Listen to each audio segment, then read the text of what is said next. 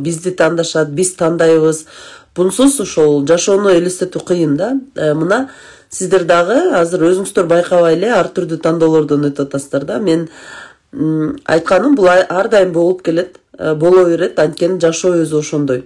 Ооба, биз алпай же кичине катып калып атат. Азыр жакшы көрүнүп атабы?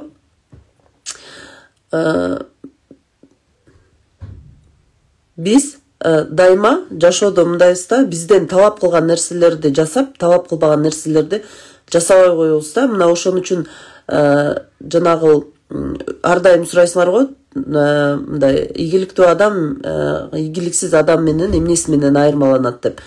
Мына ошо менен айырмаланат да. Ийгиликтүү адам талап кылгандан 2 эсе көп жасайт. Ийгиликсиз адам талап кылган нерселерди эле мындай көрүнмөй кылып жасап коюп эле ошо ойдон жазабай коет да. Буну мен эмнени айткым келип атат? Мына сиздер урматтуу марафон катышуучулары келиңиздер, мындай өзүңүздөрдү дагы аягына чейин кармаңыздар. Мына өзүңүздөргө сөз бердиңиздер, өзүңүздөр ушул катышам дедиңиздер, катышам дегенден кийин аягына чейин катыш керек. Ар бир жумушту аягына 100% мындай сапаттуу чыгарганга аракет кылыңыздар. 100% сапаттуу. Ал эми 10 күн катышып, анан 11-чи күндөн баштап турбай эле коеюнчу, анан бир астайын турайынчы, анан повторду эле көрүп алам да деген бул ийгиликсиз адамдын касиети, ийгиликсиз адамдын көргөзмөсү десем болот да. Бул жакка мен ойлойм жалаң ийгиликтүү адамдар катышып атат. Ошон үчүн келиңиздер, эфирлерди убагында көрүңүздөр, аягына чейин катышыңыздар.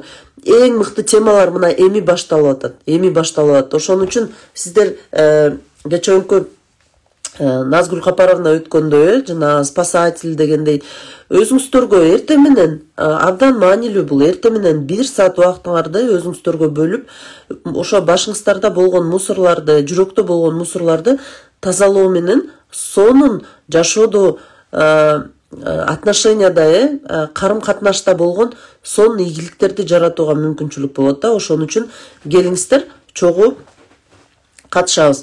Өткөн сабакта бул жакта мени тааныбагандар бар экен, сурап калышты. Ошолор үчүн кичинекей түшүндүрмө кылып кетейин.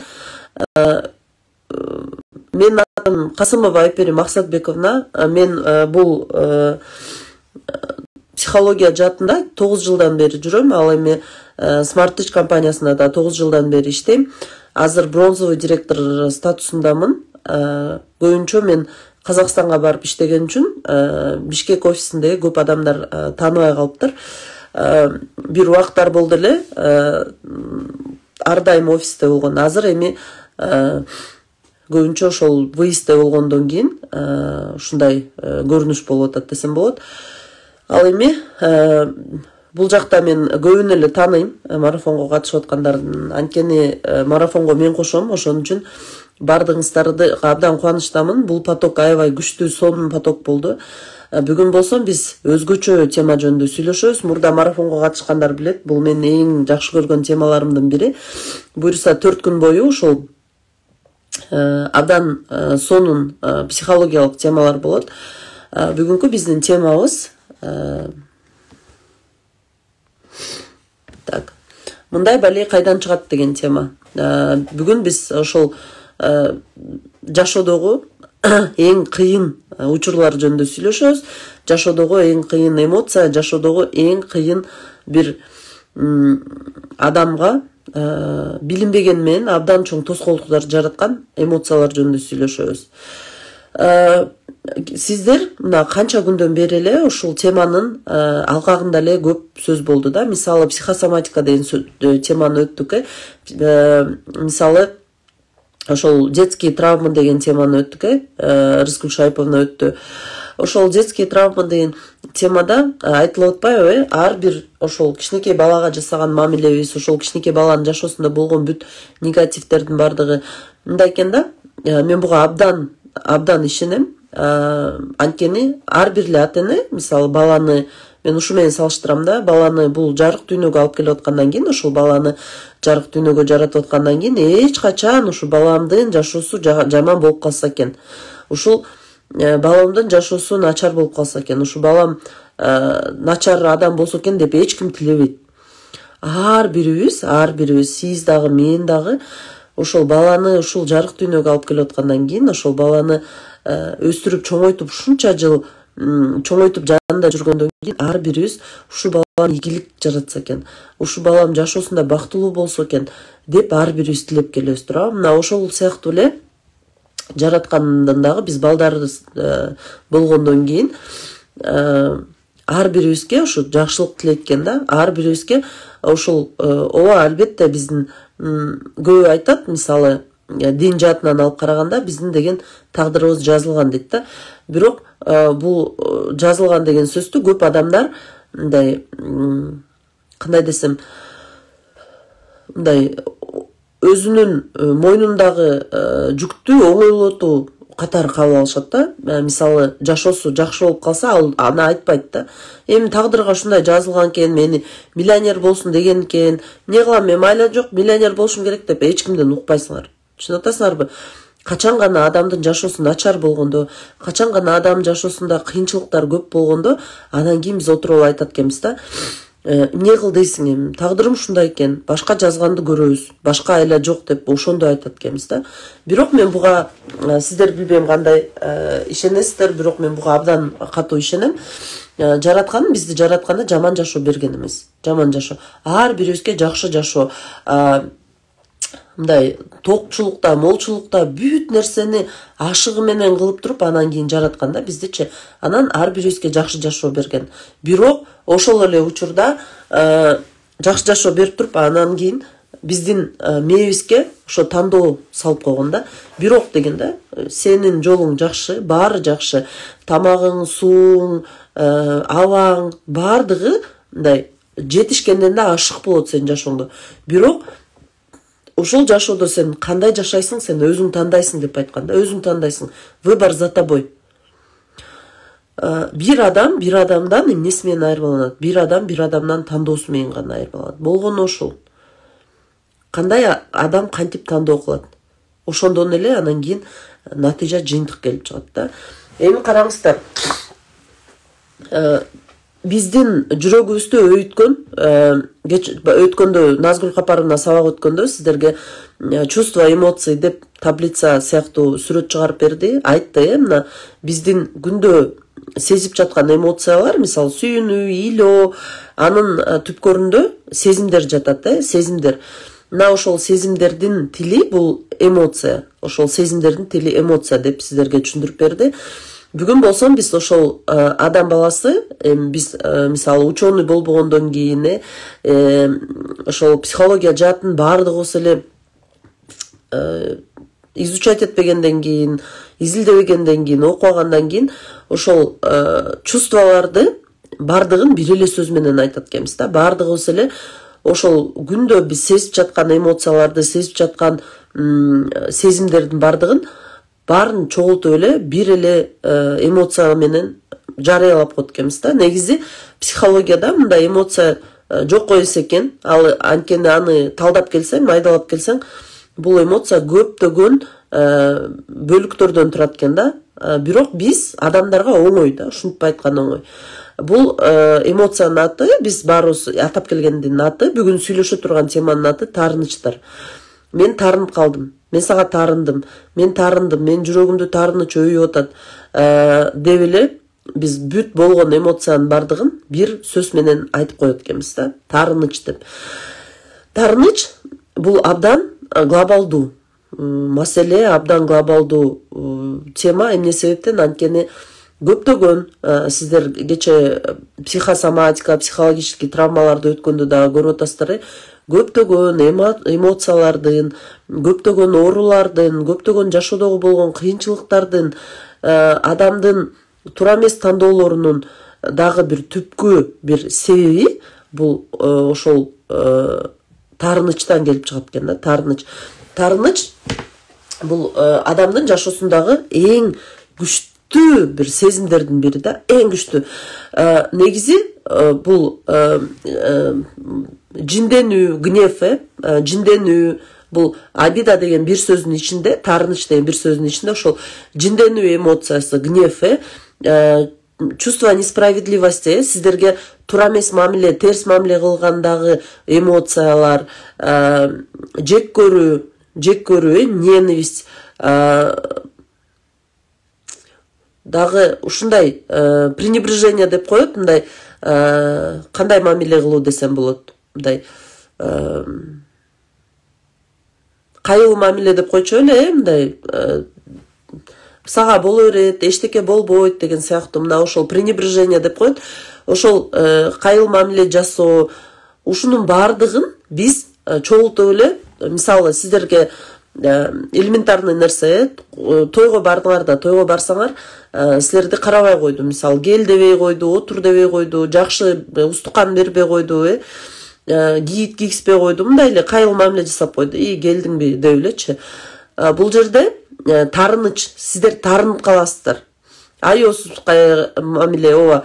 Эми караңыздар, ошо ар түрдүү атаса болот. Ошону эле биз негизи бул деген пренебрежение, чувство, сезим, ошол кайыл мамиле жасоо, бул жерде аёсуз мамиле жасоо деген бул пренебрежение деген сөз да. Эми ошо пренебрежение дегенди эле биз тарынычка айлантып алат экенбиз да. Негизи биякта тарыныч деген сезим жок. Же болбосо, мисалы, бирөө сиздерди бир акчаңарды алып бербей койду. Акчаңарды алып бербей койсо, албетте бул жерде сиздерде мындай, кандай десем, ыза болот да, ыза. Ызаланасыңар да, жинденесиңер, ызаланасыңар.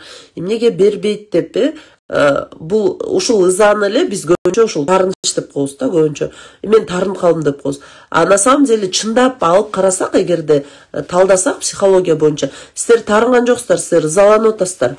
Ошол берем деп коюп, өзүнүн айткан мындай сөзүн аткарбай, бербей койгондо сиздер ызаланып атасыздар да. Бул ошондой эмоция. Эми сиздерге оңой болуш үчүн биз бүгүн ошол тарыныч деп өтөлү, тарынычтар жөнүндө сөз кылайлы. Бүгүн биз ошол тарынычтар кайдан чыгат, кандай болот, ошол жөнүндө сүйлөшөбүз. Эртең буюрса техникаларын берем.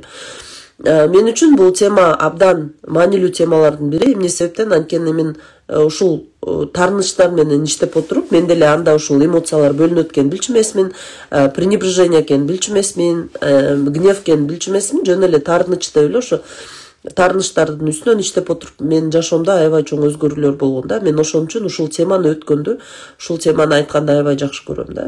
Тарынычтар бул, эгерде мындай алып карасак, тарынычтар көбүнчө бизге мондай элестетсе болот да. Тарыныч бул биздин ичибиздеги мусорлор. Жүрөктөгү, баштагы болгон мусорлор.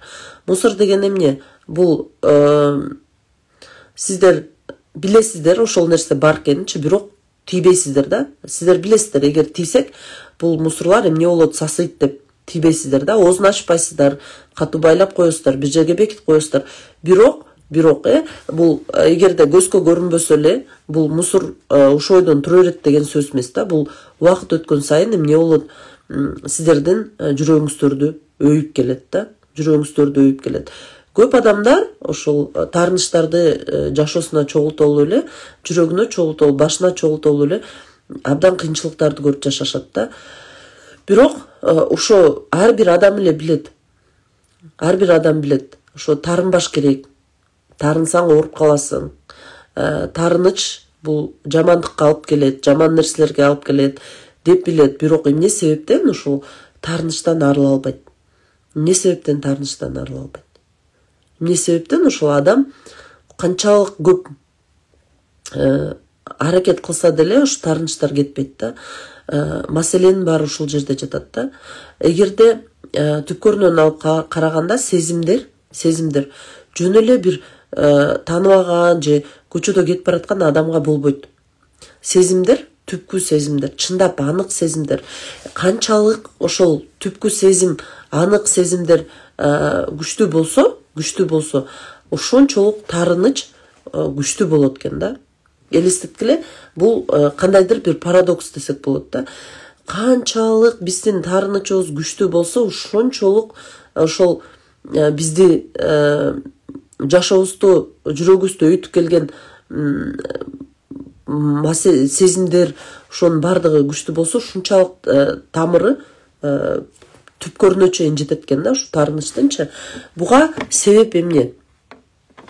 Буга себеп эмне десеңиздер, буга себеп эң жөнөкөй бул адамдардын ортосунда болгон карым-катнаш, адамдардын ортосунда болгон күчтүү сезимдер, жакшы көрүү, привязанность деп коет, бир адамга мындай байлануу, сезим аркылуу ошол адамга мындай жашооңдогу чоң ролду берүү, чоң орунду берүү, ушул адамды жашооңдо мындай маанилүү орундарга коюу, канчалык адам сиздин жашооңузда мааниге ээ болсо, ошончолук сиздердин ортоңуздарда таарынычтын чыгуусу ыктымал.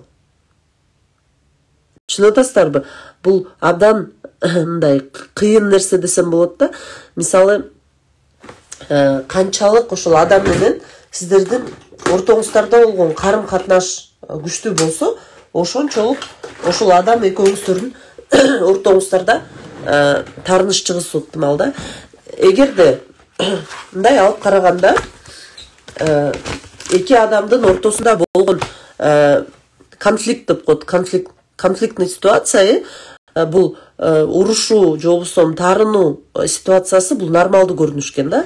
Мисалы, могул жерди караңыздар, могул сиз бир адам, могул бир адам, бул экинчи адам, бул эки адам. Ушул эки адам эмне кылат? Эки адам карым-катнашта болот, бири-бири менен карым-катнашта болот да, ортосунда экөө.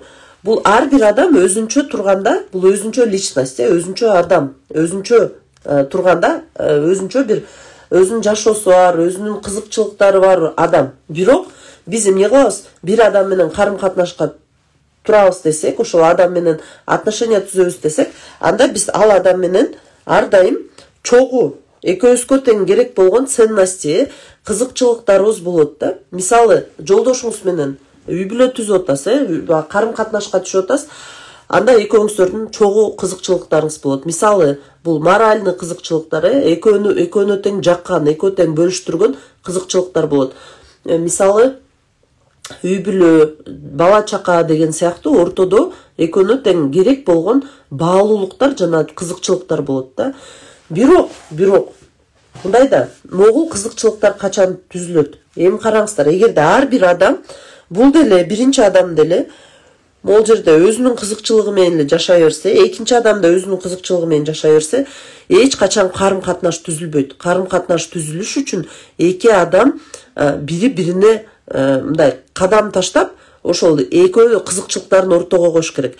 Бирок качан конфликт болот, качан уруш болот, качан мындай түшүнбөстүк келип чыгат. Качан гана могул эки адам, мисалы, сиздин кандайдыр бир кызыкчылыгыңыз бар, мисалы, мен иштегим келет, а сиздин жолдошуңуздун кызыкчылыгы бар, менин аялым иштебейт, мисалы, эми ошол кызыкчылыкты ортого алып чыгат. Мисалы, аял киши, бул жерде отношения, түшүнүп атасыздар. Аял киши айтат, мен иштейм деп айтат. Жолдош айтат, жок, иштебейсиң. Анткени бунун кызыкчылыгы эмне? Аял киши иштебеш керек. Могул жерде эмне болуп атат? Конфликт мнение, экөөнүн мындай бири-бирине болгон отношениясы конфликтке түшүп атат, түшүнбөстүк келип чыгып атат. Эми караңыздар, эгерде ушул түшүнбөстүк, эгерде могул жерде башка ценностьтер көп болсо, мисалы, жолдошу үчүн аялынын мнениясы важный болсо, ал ошол аял жөнүндө ойлосо, мисалы, же болбосо кандайдыр бир ушундай башка ценностьтер болсо, бул конфликт жеңилет да. А эгер башка ценностьтер жок болсо, бул конфликт көбөйүп кетет, чоңоюп кетет, дагы таарынычтар пайда болот. Көрүп атасыздарбы? Ошон үчүн айтат экенда, канчалык эки адамдын ортосунда ценность көп болсо, ошончолук отношениясы бекем болот. Депчи, бекем болот. Мисалы, аял киши мен иштейм деп атат, бирок кичинекей баласы бар, 1 жашта. Жолдош айтат, жок, азыр иштебейсиң, кийин иште деп атса, мисалы, аял киши компромисске барышы мүмкүн. Эмнеге? Анткени ал түшүнүп атат. Бул жакта балдар бар. Буну эмнеге айтып берип атам сиздерге? Бул конфликт нормалдуу көрүнүш. Эки адамдын ортосунда качан гана конфликт болгондо ошондо отношения башталат. Эч качан эки адамдын кызыкчылыгы бирдей болбойт. Бул мүмкүн эмес. Бирок биз эмнегедир ошол конфликтке баргандан коркобуз, сүйлөшкөндөн коркобуз, айткандан коркобуз. Биз ар дайым көп учурда ошол ичибизде болгон чыгып жаткан кызыкчылыкты, ар бир адамдын өзүнүн кызыкчылыгы бар. Кызыкчылыгы жок адам кызык болбойт. Түшүнүп атасыздарбы? Бирок ошол адам көп айтат, я не конфликтный человек дейт. Мен конфликтовать этпейм, мен эч ким менен урушпайм дейт. Бул чын эмес, бул калп. Конфликтке барбаган адам бул жөн эле өзүнүн кызыкчылыгын кандай десем, коргой албаган адам. Өзүнүн кызыкчылыгын көздөй албаган адам. Бул жөн эле эмне болот? Өзүн тобокелге салып эле макул дей берет. Бирок ушундай адамдар көп ооруйт. Ушундай адамдардын өзүнүн жашоосу жок. Түшүнүп атасыздар, эмне себептен? Анткени ушул адамдар көбүнчө өзүн тобокелге салып отуруп, кийин убакыт өткөндө, уже убактысы өтүп баратканда элдин баарын күнөөлөп, жүрөгүнүн баары таарынычка толот. Силер мага жашатпай койгонсуңар. Мен силерди багам деп өмүр бою отурдум балдарга, А сен аялыңды угасың, мисалы. Же карабай кеттиңер, же жолдошуна. Эмне себептен? Могул нерседен коркпош керек. Просто мындай конфликтке барыш керек десем эле баары урушуп кетпегиле, андай эмес. Бирок ар бир адам өзүнүн мындайча айтканда өзүнүн кызыкчылыгын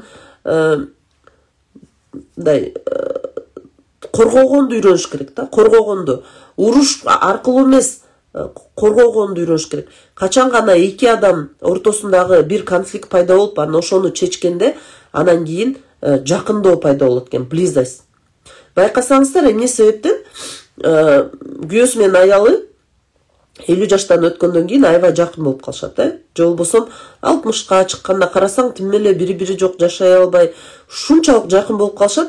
Даже мен өткөндө бирөө айтып берди да, кемпири каза болуп калгандан кийин чалы эчтеке тамак жебей, өзүн карабай отуруп эле жарым жылга жетпей эле аркасынан кетип калды депчи. Ушу 80ден өтүп калганда ушунчалык экөө жакын болчу дейт да, ушунчалык жакын болчу дейт. Эмнеге ушундай деп ойлойсуздар? Бул адамдар мындай да, жүрөгү менен байланышта болуп калат да, жүрөгү менен ушунчалык. Анткени адам канчалык жашоосунда көп конфликттерди, көп кыйынчылыктарды башынан өткөрсө, ушул адам менен ортого салып жеңип отуруп, анан кийин ушундай бир мындай связь пайда болот да, байланыш пайда болот. Түшүнүп атасыздар? Мисалы, эмнеге классташтарың менен, досторуң менен башкача байланыш бар? Анткени сен жашооңдо ошол адамдар менен ушунчалык көп сопротивлениядан, ушунчалык көп мындай кыйынчылыктардан өтөсүң да. Кыйынчылыктардан өтөсүң. Ошентип отуруп эле анан кийин ушундай ортодо бир байланыш пайда болот экен. Көрдүңүздөрбү? Өзүң түшүнбөйсүң эмне байланыш экенинчи. Бирок мына ушундай отношения дейт, отношения качан пайда болот эки адамдын ортосунда? Отношения бул эки адам ортого өзүнүн кызыкчылыгын салып, анан кийин бул жерден общий ценностьтарды, чынары же сүйлөшкөндү үйрөнүш керек. Сүйлөшкөндү урушпай, ыйлабай, кыйкырышпай сүйлөшкөндү үйрөнүш керек да. Мисалы, мен азыр суббота, воскресенье сайын Казакстанга барам. Менин эки кичинекей кызым бар, билесиздер. Өткөндө мен сиздерге айтып бергем, бронзовый директорду жабарда биз жолдошум экөөбүз чуть ли не ажырашып кетели дедик. Честно. Вот мен Россиядан келген, анан мен ага айттым, мен статус жабышым керек, сен 2 ай үйдө отуруп тур, балдарды карап мен иштейм дедим. Макул деп макул болуп, аягында жинденип, урушуп, сен такыр үйдө отура албайт экенсиң, бизди карабайт экенсиң деп урушуп, анан мен сенден убакыт сурабадым беле десем да болбойт. Мына көрдүңөр, конфликт. Ал айтып атат да магачы, сен дейт да, мындай аялдай болуп үйдө отуруп, тамак жасап берип, мындай внимание кылбайсың деп айтып атат. Анын ценности. Мен айтып атам, бул убактылуу, мен азыр иштешим керек, команда жардам күтүп атат. Азыр мен барбай койсом, ушунча иштеп туруп барбай койсом, ошол жакта адамдарга мен канча мындай обещание бергем деп мен өзүмдүн кызыкчылыгымды айтып атам да. Анын ортодо конфликт пайда болду. Ана айтып атат, көп убакыт өтүп кетти, биз где-то бир айдай ушинтип конфликтовать ете бердик. Конечно, кыйкырышып урушпай калганбыз, биз башкача сүйлөшүп калганбыз, бирок ушунчалык мындай обстановка жаман болуп кетти да. Анан кийин мен статус жаптым. Статус жапкандан кийин үйгө келсем баары кетип калды. Ал деген апасыныкына кетип калды. Тигил кыздарым дагы кетип калышты, улуулары. Анан 2 кичинекей бала мен үйдө калып калдым да. Анан ошондо действительно мындай да, бул жакта эгерде сиздер өзүңүздөрдүн точка зренияңарды защищать этсеңер, бирок экологично урушуп кыйкырып, анын укугун тебелебей, ошол эле учурда өзүңөрдүкүн дагы кармап защита кылсаңар, эртели кеч бир решение, чечим чыгат да, чечим келип чыгат. Анан азыр кандай чечим келип чыкты? Негизи мындай караганда, мен айтып атам, мен негизи айткам да, мен статус жабайын, анан кийин суббота воскресенье күнү эле барам десем, ага да макул болбой жаткан. Суббота воскресенье деле барбай эле кой, кечке эле ушинтип эле жүрө бересиңби, качан токтойт ушундайың деп элечи. Анан азыр болсом, биздин апабыз бөлөк жашайт, кайненем биз менен жашагысы келбейт, өзүнчө тургусу келет. Анан кийин ал балдарды алып кел дей берет, 2 кызымдычы. Анан убакыт жок болуп калат, садикке барат, тияка барат, бияка барат. Ал жака таштап коюн десе 5 күн карай албайт да. Мисалы, постоянно карай албайт, убактылуу эле. Башка өзүнүн жумуштары бар. Анан кийин өзү келип бир күн айтып атпайбы? Жолдошум өзү айтып атат. Көрдүңүздөрбү отношение? Могул жерде. Өзү айтып атат. Кел дейт, макул дейт. Анда сен суббота воскресенье иште дейт. Суббота воскресенье мен балдарды алып апамдыкына кетейин дейт. Апам суббота воскресенье балдарды карап, мен карап турайын, анда иштесе деп айтты дейт да. Көрдүңүздөрбү? То есть мен требовать эткен жокмун эчтеке, мен урушкан жокмун эчким, мен просто өзүмдүн мындайча айтканда могул жерде менин кызыкчылыгым бар. Анын да кызыкчылыгы бар. Түшүнүп атасыздарбы? Анан мен айтып атам да, менин кызыкчылыгым, мен азыр иштешим керек, жардам беришим керек. Азыр жаңы лидерлер чыгып келатканда мен аларга жардам беришим керек деп атат. Анын кызыкчылыгы бар болуп атат. Ал апасыныкына эми жалгыз апасы жашаган үчүн барып жардам берип турат да. Көрдүңүздөрбү, биякта уже компромисс келип чыгат. Билбейм кантип жараткан өзү жардам берет. Просто ишенип койгула да. Ошон үчүн ар дайым өзүңөрдүн эгер мыкты отношения түзөм десеңиздер, өзүңүздөрдүн ошол кандай жүрөккө үйгөн нерселерди айткандан коркпоңуздар. Ортого салгандан коркпоңуздар. Мына ошо ортого салып отуруп, анан кийин жакшы, ийгиликтүү мындай карым-катнаштар түзүлөт. Аябай жакшы ортодо. Көрүңүздөрбү? Ошон үчүн сиздерге айткым келгени бул негизи бул ситуацияда 3 кишиге жакшы болду. Бул ситуацияда. Анткени биринчи мага жакшы болду. Анткени мен суббота воскресенье балдарды кимге тыштарын билбей эле, ар кимге сурап эле, кызымды сабактан калтырып эле, бирөөсүн дагы бирдеме кылып эле ушинтип эле өтчүм да. Экинчиси апасына жакшы болду. Анткени ар бир эле чоң апа неберелерин көргүсү келет, туурабы? Анан алып кел десе эле өзүнүн убактысы болбой калат, же дагы бирдеме болуп калат. Анын кыздарым ал жок көнбөйт да, эми барбай жүргөндөн көнбөй калат экен да, кичинекей балачы. Аны өзү барып көндүрүп, ошака азыр болсом тим эле чоң апама кеттим деп кетип атышат. Көрдүңүздөрбү? 2 кишиге жакшы болду. Үчүнчүсү өзүнө жакшы болду. Өзүнө жакшы болду. Анткени ошол суббота воскресенье барып, 2 күнгө апасынын жумуштарын жасап берип, продукт алып берип, ушундай да. Көрдүңүздөрбү? Ошон үчүн ар дайым качан жакшы натыйжа болот, бул качан ошол ар бир адамдын ошол ситуацияда кызыкчылыгы өзү табылат. Ишенип коюңуздар, өзү. Сиздердин болгон максатыңыздар ошол эч кимге зыян келтирбей, бирок өзүңүздөрдүн точка зренияңыздарды мындай сактаганга үйрөнүңүздөр демекчимин да. Эми бул мен сиздерге түшүндүрүп берип атам, каяктан конфликт келип чыгат. Ал эми каяктан таарыныч келип чыгат. Могул ситуацияда эгерде 2 адамдын бирөөсү ошол ортого коюп туруп, өзүнүн кызыкчылыгын ортого коюп туруп, бирок өлүп кетсинчи деп, ушундай сөз бар го, кыргыздарда, өлүп кетсинчи, анда иштебейм.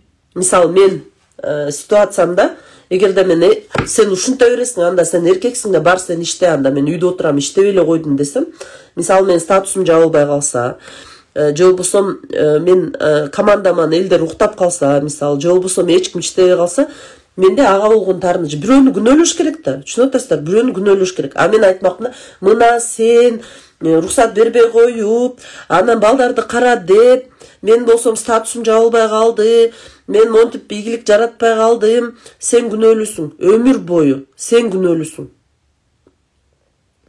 Сен күнөөлүүсүң. Түшүнүп атасыздарбы? Же болбосо мисалы даже башка бирөөнү күнөөлөгөн оңой да. Башка бирөөнү күнөөлөгөн оңой. Ошон үчүн көп адамдар башка бирөөлөрдү күнөөлөп өтөт. Эми караңыздар, таарынычтар, анык таарынычтар, чындап таарынычтар. Анан кийин биз өзүбүз ойлоп таап алган таарынычтар деп экиге бөлүнөт. Настоящий, мнимый деп. Чындап таарыныч деген эмне? Чындап таарыныч деген бул өзүңүздөргө суроо беришиңиздер керек. Ошол адам, сиздер таарынып жаткан адам, көбүнчө биз сүйлөштүк, көбүнчө ушул таарынычтар кайдан келип чыгат?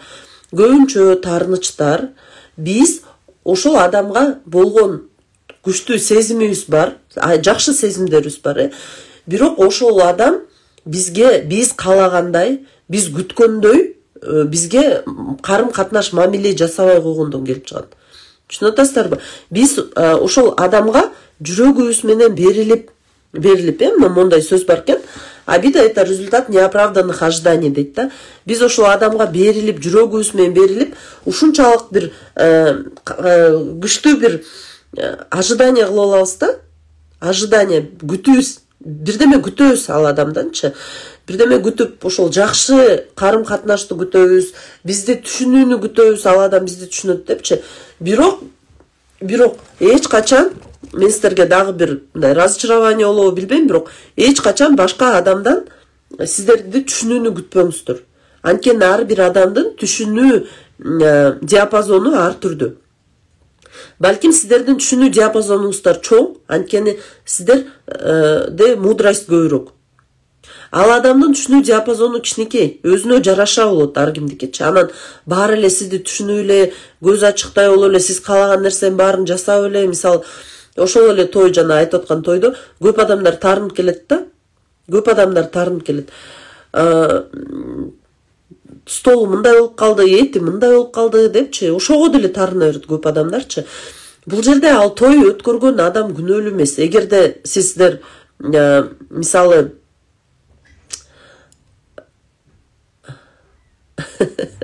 мисалы мындай да, эгерде адам тирүү болсо, чынары же сүрөтүнөн кечирим сурабай эле коюш керек. Биз эртең ал жөнүндө да сүйлөшөбүз. Эгерде адам тирүү болсо, тирүү адам менен энергия бөлүшкөн аябай сонун болот. Балким больно, балким жаман, бирок ушунчалык башкача болот да. Чынары же сиз мага жазып коюңузчу, эгер кечинде убакыт болсо сүйлөшөбүз. Башкача да. Түшүнүп атасыздарбы? Бул жерде биз эмне жөнүндө айтып атабыз? Ошол адам менен ушундай конфликт болгон учурда бир тарап тарынат. Сөз түрдө бир тарап тарынат. Кайсыл тарап тарынат? Кайсыл тарап тарынат? Ошол өлүп кетсинчи деп койгон тарап тарынып калат. Өзүн тобокелге салып койгон тарап тарынып калат. Түшүнүп атасыздарбы? Же болбосо мисалы үй бүлө куруп, мисалы менде деле жашоодо ушундай болгон. Мен биринчи турмушка чыкканда биз 8 класстан баштап сүйлөшкөнбүз, почти 6-7 жыл сүйлөшүп, аябай жакшы жүргөнбүз. Мисалы сүйлөшүп жүргөндө баардыгы эле суктанып, ушундай болчу да, аябай жакшы сүйлөшүп жүрүп эле, анан ушундай жакшы күндөр өткөн. Анан 3 жыл жашагандан кийин эле ажырашып кеттик да. Анан менде баягы азыр кийин анализ кылсам, биз такыр сүйлөшпөптүрбүз да. Даже ошол конфликт болгон эмес ортодочу, конфликт болгон эмес. Мен буну аябай жакшы деп ойлочумун. Мисалы мен мурда деле айтып бергенде, мен айтчумун да, биз такыр урушкан эмеспиз. Чындап эле 3 жыл биз такыр урушкан жокпуз. Хотя ортодо аябай бир мындай көп маселелер болсо деле, биз ошону ортого салып, монтип сүйлөшүп, талдап, сен минтип койдуң, сен тигип койдуң деп эч качан талдаган эмеспиз да. Анткени мен ошол биринчи мурунку жолдошум, ал ушундай жаман көрчү да, конфликтти жаман көрчү. Дайыма эле урушуп баштасам эле токтотуп эле, болду, давай кийин сүйлөшөбүз, урушпай эле коелучу деп эле ушундай качып кетчү да. качып кетчү да. Анан биз ошол кийин 2 жолго түшкөндөн кийин деле көп айтылбай калган ички сезимдер аябай көп болгон да. Ички сезимдер көп болгон. Анан мен ойлонуп отурсам, азыр мындай трезво, азыр уже башкача көз карашта болуп калдым да. Ойлонуп отурсам, көп эле мен өзүм мисалы көбүнчө мына экөөбүз баш кушкондон кийин аны минтпей койду, тигинтпей койду деп эле көбүнчө мындай сүйлөшпөгөндөн кийин биз көрсөм вообще мындай ортодо такыр ушул 8 жыл, мындайча айтканда 8 жыл чогуу жүрдүк. Ушу 8 жылдын ичинде бир 2 эле жолу урушсак керек да. 2 эле жолу. И то ошол 2 жолу уже ажырашардын астында уруштук да. Мага келип уже кели ажырашабыз. Мен эмеге барып сотко барып заявление жазам дегенде, ошондо биринчи жолу урушканбыз, элестетиле. Ага чейин ушунча көп проблемалар болду, бирок такыр ушинтип ортого салып сүйлөшүп урушкан эмеспиз да. Көрсө бул биздин ортобузда жөн эле отношения болгон эмес экен, карым-катнаш болгон, жөн эле иллюзия. Түшүнүп атасыздар, бул иллюзия. Бул карым-катнаш эмес. Чоң адамдар жашагандан кийин ошол кызыкчылыктарын ортого салып сүйлөшүп чогуу чечкенде анан кийин карым-катнаш пайда болот. Андан башкасынын баары иллюзия. Эгерде сиздер жөн эле ошентип эле урушпай эле өмүр бою жашап кетем деген бул иллюзия.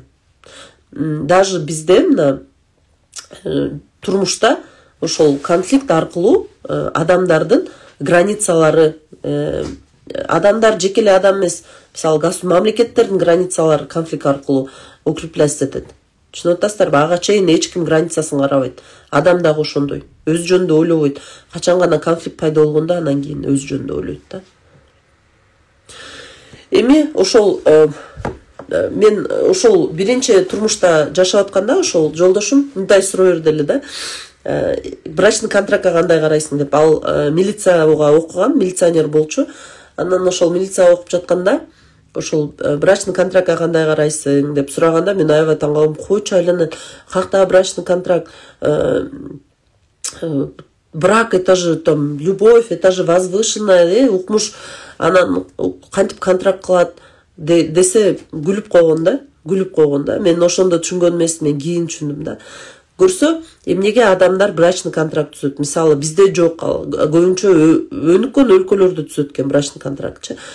Анткени ошол брачный контрактта даже ким завтрак жасайт, ким үй жыйнайт, ким посуда жууйт, канча бала төрөйт, иши кылса мелочтардан бери сүйлөшүп алышат экен. Мелочтардан бери. Мисалы аял киши айтат, уже заранее мына көрдүңүздөр, майка салып атат.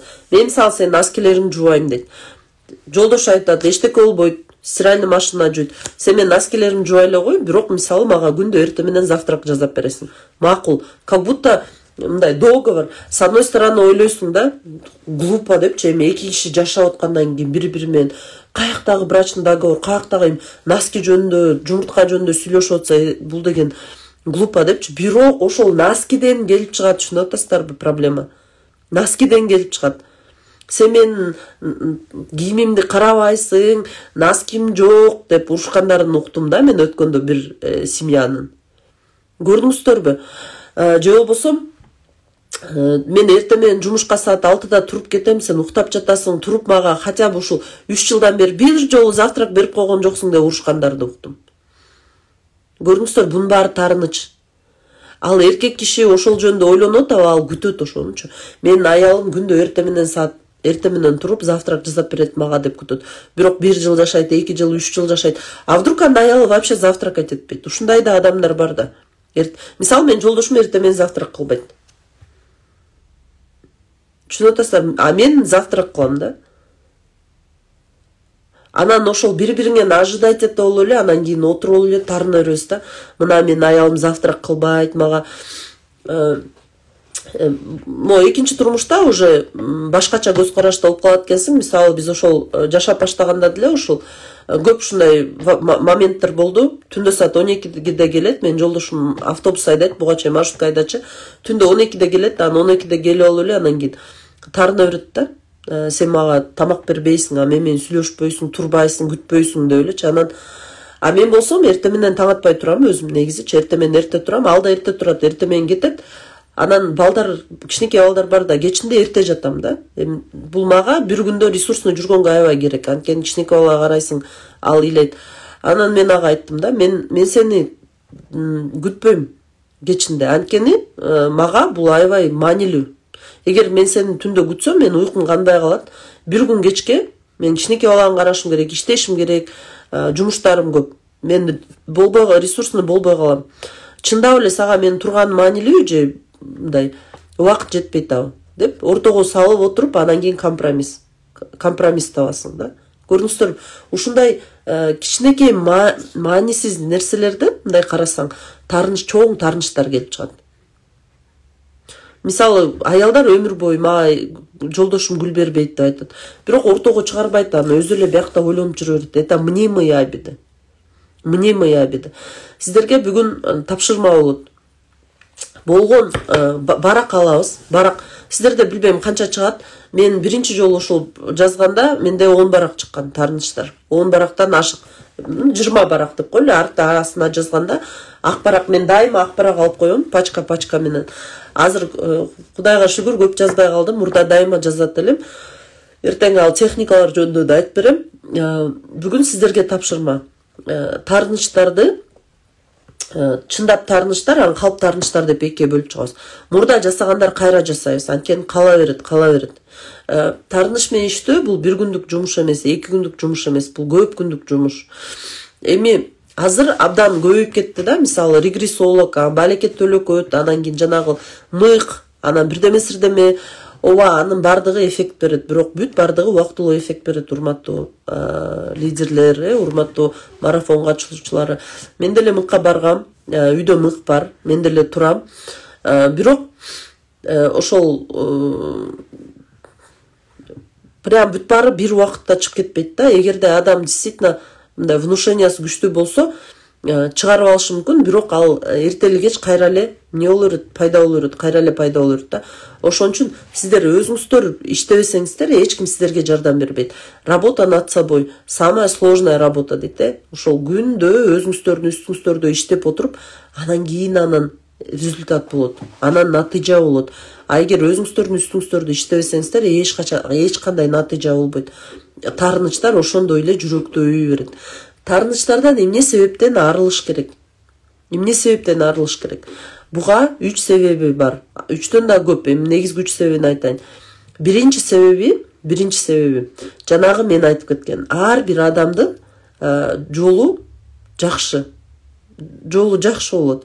Бирок ошол таарынычтардын айынан, топтоп алган таарынычтардын айынан мындай, кандай десем, хаоста жашайт да, хаос. То есть эмне что хочет билбейт, эмне каалап атканын билбейт, кандай кылышын билбейт, канча жашагысы келгенин билбейт да. Болгону жүрөгүнүн мээсинин бардыгы мусор, жана мен көрсөткөн мусор.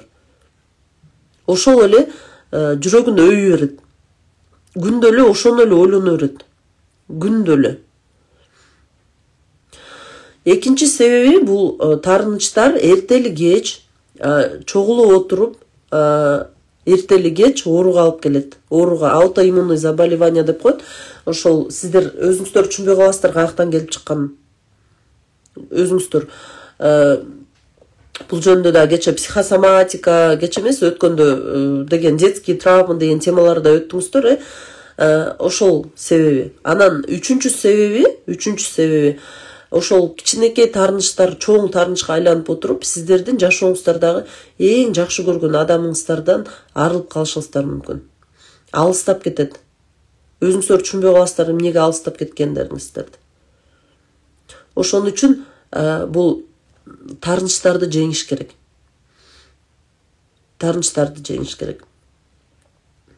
Өткөндө мен ошол сабакка катышып, ВИПте биз ошол сабакты өтөбүз, ушу таарынычтар менен иштеген сабакты өтөбүз. Анан кийин ушул өзүмдүн таарынычтар менен иштөө жолумду айтып берсем, ошол жерден менде бир өкүнүч пайда болду да. Менден ошол психолог сурады да, эмне себептен сен ошол жолдошуңду кечиргенге чечим чыгардың, кантип кечирдиң деп атпайбы?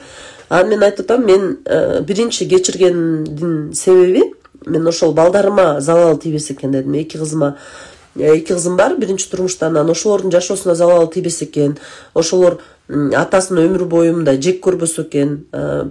Анткени ал действительно өзү жек көрө турган деле киши эмес, жакшы эле киши да. Анан экөөсүнүн ортосунда болгон карым катнаш аларга бир кандай көлөкөсүн түшүрбөсө экен. Ошол жашоосуна мындай жек көрүү сезими жок болсо экен алардын жүрөгүндө.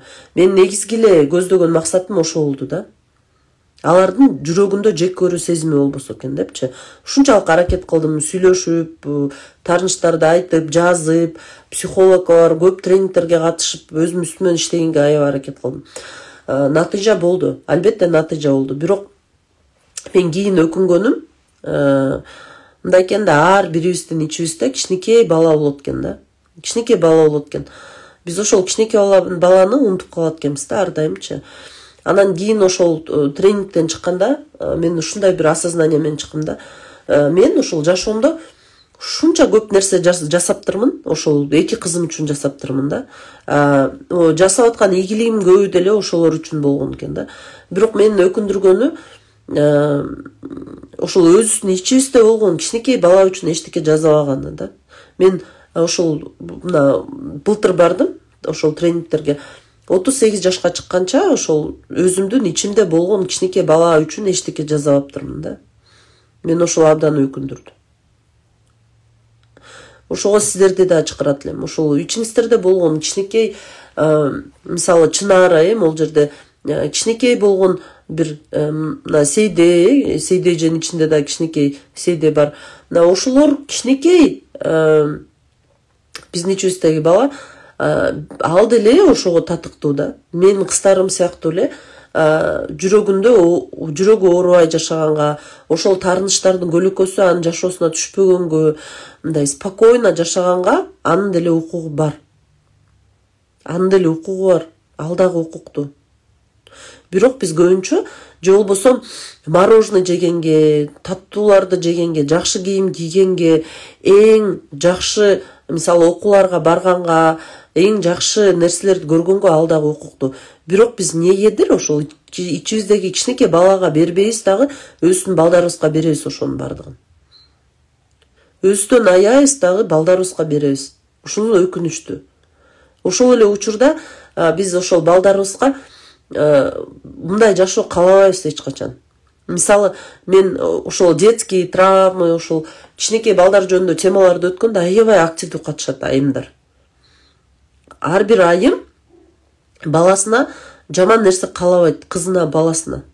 Бирок ошондой эле бала сиздердин ичиңиздерде да бар. Түшүнүп атасыздарбы? Сиздер мисалы ошол марафонго 1000 сомдон катышканда да аябай проблема да.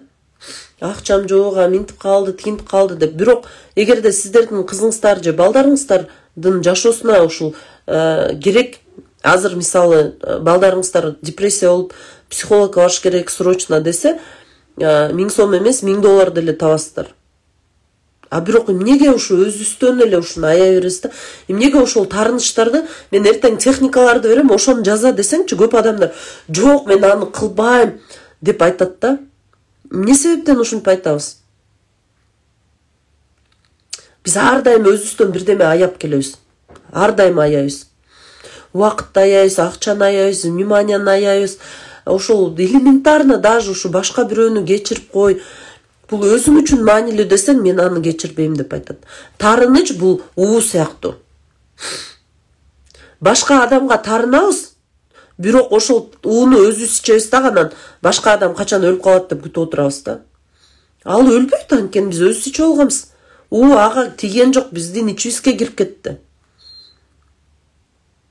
Анан ошол уу сыяктуу бул яд замедленного действия да. уу аябай жай кыймылдаган уу да болчу. Түпкөрүңөрдөн тешип отуруп, ушунчалык кийин карасаң бир убакыт келгенде, буюрса бизде эмоциональный маятник деген тема болот, буюрса ушунчалык тешип отуруп, кийин бир убакыт келгенде жанагы дуршлаг болуп калат да жан дүйнөңөрчү. Дуршлаг бар го, куйсаң эле агып чыгып кала берет.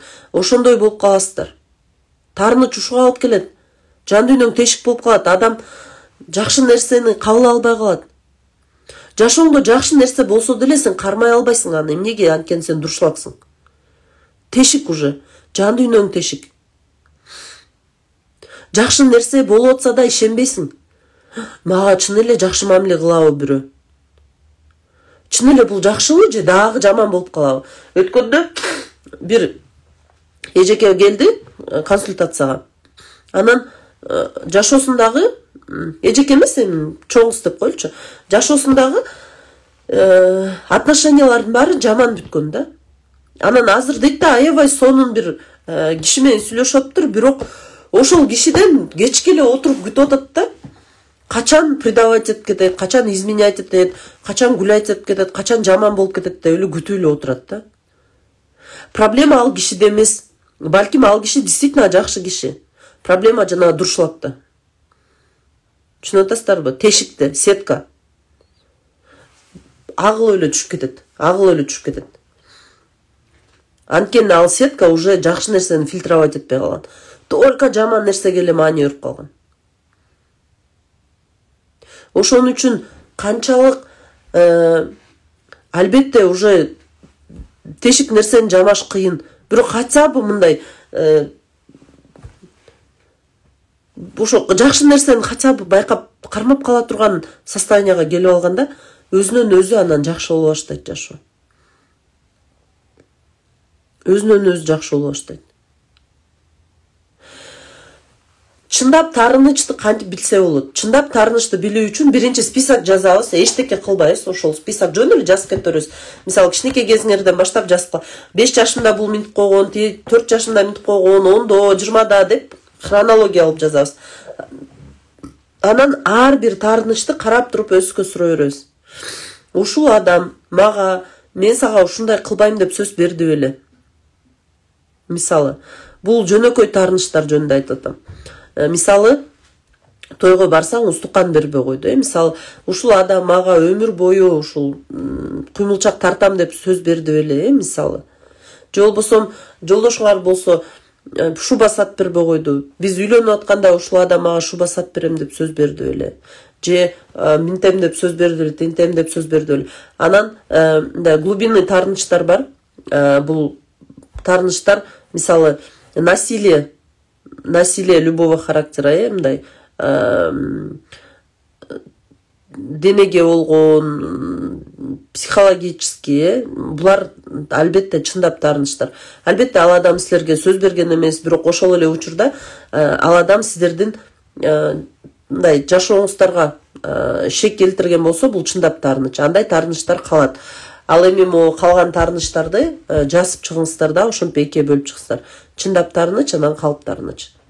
Биз ошол ушунча убакыттан бери өтүп келатканда көп адамдардын бир 10до эле таарынычы калат. Эгерде самостоятельно өзүңүздөр ошол таарынычтар менен иштей алсаңыздар, мен эртең техникаларды берем, иштесе болот. Эгерде мен не могу справиться десеңиздер, ошо випке келсеңиздер болот. Буюрса убактысын айтабыз, 14-15 деп жатабыз выходнойлорго. Вип негизи аябай көп суроолор келет. Бул жактан айтып коеюн. Вип негизи 5000 сом турат. 1000 сом берип место алып калсаңыздар болот. Азыр бир 7дей место бар, бош. Калгандары мындай уже эленип калган.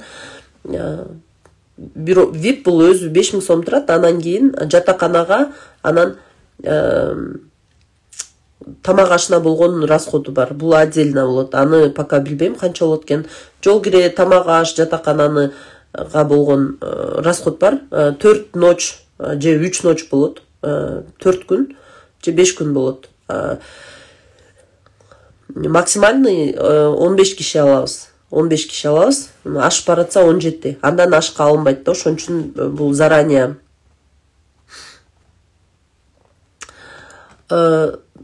Эже таарынычтын кереги жок. Просто сиз эгерде таарыныч деп жазсаңыз, ошол майда нерселер чыкса, анда алардын баарын жазыш керек. Ар түрдүү адамдар бар. Мына майда нерсеге тарынбагандар бар. Мына сиз үчүн ал майда нерсе.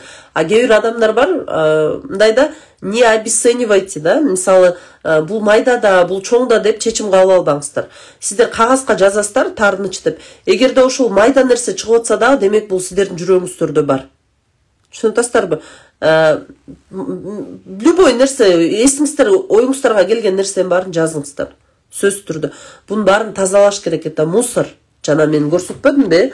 Бунун бардыгы мусор. Ушулардын бардыгын биз эртең техникаларды берем, тазалайбыз. Эртең берем, сиздер болсом ошол техникаларды качан гана ошол таарынычтарыңыздар кеткендерге чейин кайталашыңыздар керек. Түшүндүңүздөр, суроолор барбы?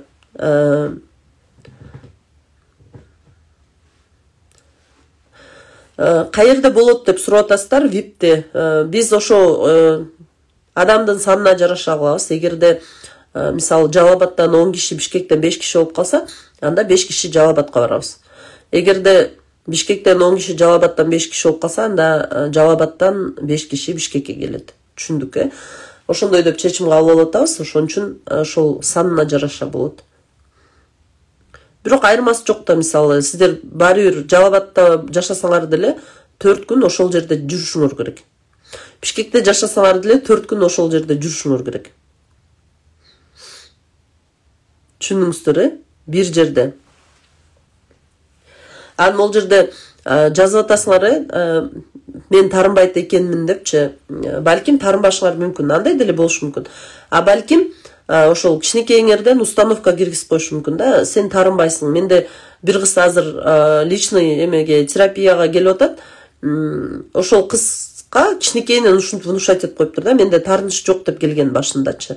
Бирок жүрөгү ооруйт экен. Жүрөгү ооруп, анан кийин ошо психологдор, врачтар караса жакшы эле, просто өзү эле жүрөгү ооруй берет экен да. Анан ошо психологко бар деп келген да. Ушундай да болушу мүмкүн. 4 күн Гүлайна эже. Ошол анда баарыңыздарга рахмат. Буюрса эртең продолжениясы болот. Продолжениясына көрүшөбүз. Азыр эгер кааласаңыздар орусчасына кирсеңиздер болот. Орусчасынан көрүшкөнчө.